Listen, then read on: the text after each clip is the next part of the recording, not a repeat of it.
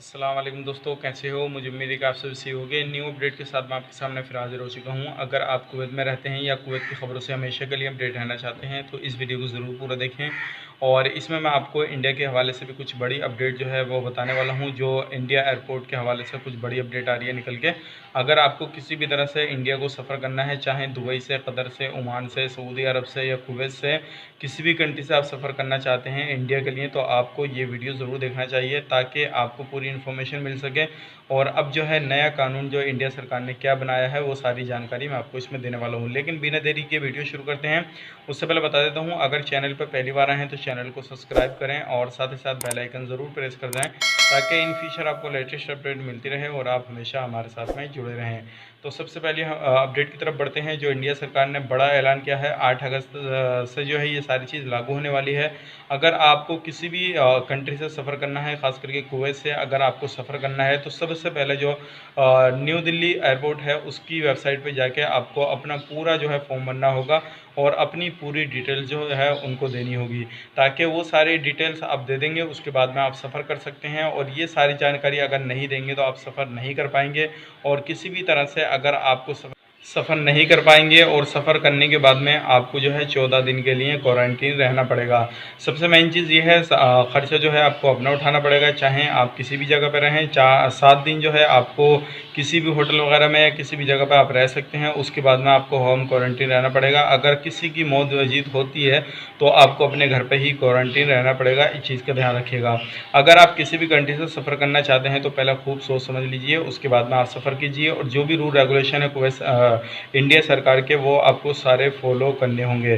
क्योंकि काफ़ी सारे लोग पूछते थे इससे भी रिलेटेड कि भाई इंडिया में जाके हमें क्वारंटीन रहना पड़ेगा या नहीं पड़ेगा। तो मैं आपको बता देता हूँ, आपको इंडिया में आने के बाद भी क्वारंटीन आपको रहना पड़ेगा। इस चीज़ का ध्यान रखिएगा। तो ये बड़ी अपडेट निकल कर आ रही थी इंडिया एयरपोर्ट से, दिल्ली एयरपोर्ट से, तो सोचे कि आप लोगों तक पहुँचा दी जाए ताकि आप लोगों को सारी इन्फॉर्मेशन मिल सके और आप किसी भी कंट्री से सफ़र करना चाहते हैं तो सारी जानकारी आपके पास में हो सके।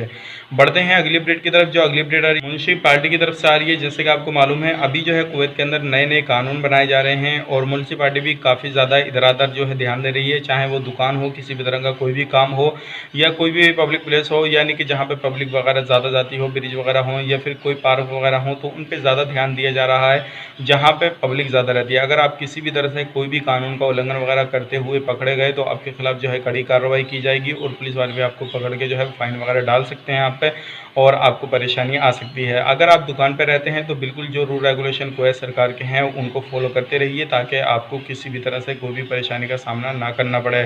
तो ये कुछ बड़ी अपडेट थी, सोचेगा आप लोगों तक पहुंचा दी जाए। उम्मीद करता हूँ वीडियो पसंद आएगा। लाइक करें, शेयर करें। चैनल पर पहली बार है तो चैनल को सब्सक्राइब करें ताकि हमेशा आपको लेटेस्ट अपडेट मिलती रहे और आप हमेशा हमारे साथ में जुड़े रहें।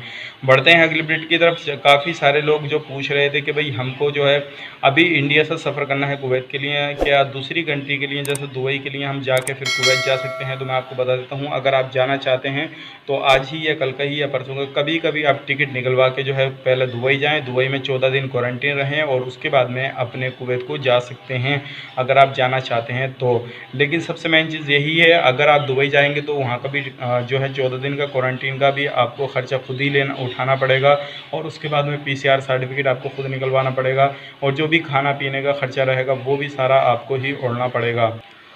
और इस स्थिति में जो है आपका ख़र्चा काफ़ी ज़्यादा हो जाएगा। और जिसमें कि काफ़ी सारे लोग इससे रिलेटेड कमेंट भी कर रहे थे कि हमें जाना कब चाहिए। तो मैं आपको बता देता हूँ, थोड़ा और इंतज़ार कर लीजिए। हो सकता है जल्दी ही नॉर्मली फ़्लाइट जो है डायरेक्ट फ़्लाइट चलती है वो चालू हो जाए, उसके बाद में आप जा सकते हैं डायरेक्टली सर्टिफिकेट लेके यहीं से। क्योंकि अगर आप दुबई जाते हैं उससे पहले 14 दिन से पहले अगर फ़्लाइटें खुल गई तो उसके बाद में आप पछताएँगे, काफ़ी ज़्यादा आपका बड़ा ख़र्चा आ जाएगा और आप जो है बिना फजूल में इतना ख़र्चा कर बैठेंगे। तो ये सारी जानकारी थी और काफ़ी सारे लोग पूछ रहे थे कि भाई हमें जाना चाहिए नहीं जाना चाहिए। और डिसीज़न आपका है, आपका पैसा उठेगा, आपको परेशानी होगी सारी चीज़ की। तो आप जानिए आपको जाना चाहिए या नहीं जाना चाहिए। मेरी राय यही है कि आप अभी ना जाएँ तो बेहतर रहेंगे, क्योंकि आपका बेफजूल में काफ़ी ज़्यादा ख़र्चा हो जाएगा। तो चलिए फिर मिलेंगे इस नेक्स्ट वीडियो में। तब तक के लिए आप अपना ख्याल रखें, अपनी फैमिली वालों का ख्याल रखें। Take care, bye bye.